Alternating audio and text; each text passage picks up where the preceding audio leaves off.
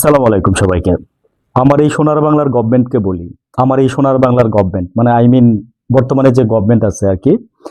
তো আমি বলি না সব সময় যে কখনো বিএনপি রাজনীতি করতে জানে না, ওরা আওয়ামী লীগের কাছ থেকে শিখে।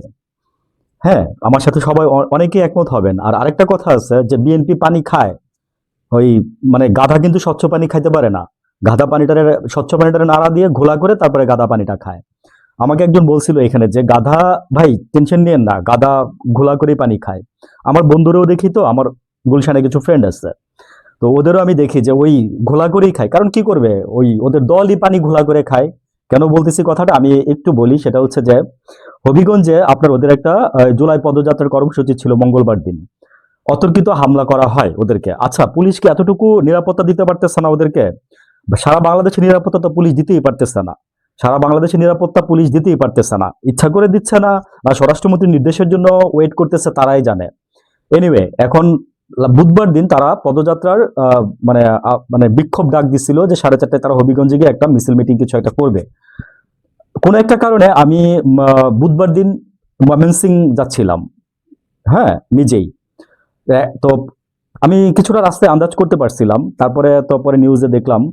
এখন যেটা আমার বলার উদ্দেশ্য বা ফোকাস সেটা হচ্ছে যে আপনারা যদি আহ, মানে ব্যারিকেড দিচ্ছেন, পুলিশ ঠেকানোর মানে পদ্ধতিগুলো দেখেন, মানে হাসি পায় আর কি। যে এই জন্যই বললাম যে মানে প্রথম পুলিশ বাধা দিচ্ছে ওদেরকে, হ্যাঁ, রাস্তায় যে হবিগঞ্জ যেতে পারবে না। তারপরে হচ্ছে এটা হচ্ছে বুধবারের দিন, আর মঙ্গলবারে তো তাদেরকে গাড়ি ঘোড়া ভাঙছেই, ভেঙে ভেঙে ভেঙে ভেঙে দিচ্ছে। কারা ভাঙছে? ওই যে আমার সোনার বাংলা, আমার সোনার বাংলা প্রথমেই উল্লেখ করে দিচ্ছি। আচ্ছা, তো পরে আপনার রাস্তার মধ্যে বালুর ট্রাক, ওই যে বলছি শিখছে। হ্যাঁ, রাজনীতি কার কাছ থেকে? আওয়ামী লীগ কাছে শিখছে। আমি এখানে একটা পয়েন্ট উল্লেখ করি যে আপনারা বলতেছেন যে নিরাপত্তা জনিত কারণে আপনার এইভাবে বালুর ট্রাক দিয়ে রাস্তা আটকায় রাখছেন, তাই না? মানে ট্রাক দিয়ে আটকায় রাখছেন, মানে 3 স্তরে আটকাইছেন, পারেন নাই।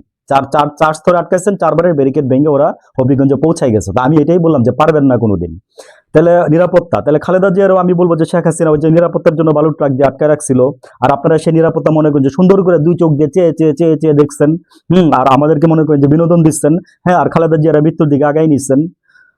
আপনারাও কোনোদিন পারবেন না। আমি আপনাকে বলি, পুলিশ তো কার কথা শুনে আমি জানি। পুলিশ কার কথা শুনে?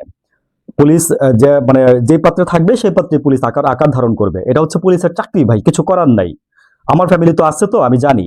এখন ওরা বালুর ট্রাক দিয়ে মানে বালুর ট্রাক মানে ট্রাকের চাকাও পাঞ্চার করে দিচ্ছে যেন ট্রাক সরাইতে না পারে। তারপরে কি করছে? তারপরে যখন সামনে চলে গেছে তখন আপনার এই যে ট্রাক্টর দিয়ে, বুঝছেন, ট্রাক্টর দিয়ে রাস্তা আটকায় রাখছে। তারা সবকিছু ভেঙে পরে তারা পৌঁছাই গেছে আর কি। ভাইকুম সবাইকে। তো আপনারা যদি এই যে এগুলি করতে থাকেন না, হ্যাঁ, আমার সোনার বাংলা সরকারের বলতেছি, আপনারা যদি এগুলোই করতে থাকেন না, তাহলে আপনারাও বেশি দিন লাস্টিং করতে পারবেন না। আপনারা কখনোই আওয়ামী লীগের চেয়ে ভালো রাজনীতি করেন না। আমি জাস্ট এটা বললাম কথাটা, কারণ আমি আমার 2 মামাকেই দেখছি, আপনারা কখনোই আওয়ামী লীগের চেয়ে ভালো রাজনীতি করেন না। কারণ আমার আমার আমার ঘরে বলে আপনাদের দিয়ে এক্সাম্পল দেওয়ার দরকার নাই। আমার বড় মামার চেয়ে মেজো মামা ভালো রাজনীতি করতে পারে নাই, এবং মেজো মামা যা করছে বড় মামা তা করতে পারে নাই। বুঝছেন? এই এক্সাম্পল এইখানেই আছে। আমি বাস্তব থেকে কথা বলি, তো তাই বাস্তব থেকে উদাহরণটা দিলাম, কেউ অন্য কিছু মনে করবেন না। এখন আপনারা যে এই যে হবিগঞ্জ যাওয়ার পথে যে আটকাইছেন ওদেরকে, আটকায় আপনারা কতটুকু সাকসেস হয়েছেন? মানে আমি বলবো যে শেম, আপনাদের জন্য লজ্জা। আমি বলবো যে শেম। আপনারা মানে জাস্ট মানে লজ্জা বুঝেন তো? লজ্জা। ওই যে বলছি যে ভদ্রলোকের কেমনে লজ্জা দিতে হয় আমি জানি না, কিন্তু বাট আপনি কথা দিয়ে তারা যদি 2টা লজ্জা দিতে পারেন, যদি তার মধ্যে মস্তিষ্কে যদি লজ্জা নামক ওই যে জিনটা থাকে আর কি, আর নাহলে তো মনে করেন যে সে তারা যতই বলেন না কেন, পুলিশ এই যে এইভাবে দাঁড়ায় রয়েছে, বুঝছেন, এইভাবে দাঁড়ায় রয়েছে, মানে ভদ্রলোক আর কি। তো পুলিশকে তো উপর থেকে অর্ডার দেওয়া হয়, পুলিশ হচ্ছে হুকুমের গোলাম। জুলাই যে করছিল, পুলিশ গুলি করছিল। হ্যাঁ, মানে আজকে কয়জন 41 জন তো ওই যে মনে করেন যে আপনার যে ওখানে কয়জন পুলিশ আছে, নিলে তো মনে করেন যে হাজার হাজার সাক্ষী বা হাজার হাজার মানে আসামি বানানো যাবে পুলিশকে। তো পুলিশ তো হুকুমের গোলাম ছিল। প্রসিকিউটর তো বলছে যে আমরা তো এতজনের তো বানায় আমাদের লাভ নাই, আমরা যে হুকুমদাতা ছিল তারে আমরা শাস্তি দিতেছি। এটাই তো হওয়ার কথা। তাহলে পুলিশ কার হয়ে কাজ করতেছে? পুলিশ কার হয়ে কাজ করতেছে? পুলিশ সরকারের হয়ে কাজ করে না? বর্তমানে যে থাকে তার কথাই তো বলে। যে পুলিশ আওয়ামী লীগকে রক্ষা করছে সেই পুলিশ এখন আওয়ামী লীগ পিটাচ্ছে। আবার যে পুলিশ মনে করে যে বিএনপিকে পিটাইছে সেই পুলিশ এখন বিএনপিকে রক্ষা করে। তবে আমি শুনছি যে ওইখানে নাকি হবিগঞ্জে নাকি যে কি জানি দাগ কুড়াল নিয়ে বৈশা রয়েছে। তো ওরা তো বলছে যে ওরা মোকাবেলা করবে। তা আপনারা সাথে যান, সাথে যান, আপনারা গিয়ে মনে করেন যে মোকাবেলায় আপনারা সহযোগিতা করেন। আপনারা ইয়ে করেন, কিন্তু আপনারা বালুটা আপনারা ট্রাক দিয়ে আটকাই রাখবেন, ট্রাক্টর দিয়ে আটকায় রাখবেন, প্রথমে বুঝাইবেন। হ্যাঁ, মানে আপনি বুঝতেছেন না যে জেনারেশন চেঞ্জ হয়ে গেছে। আমার সোনার বাংলা সরকার বুঝতেছেন না?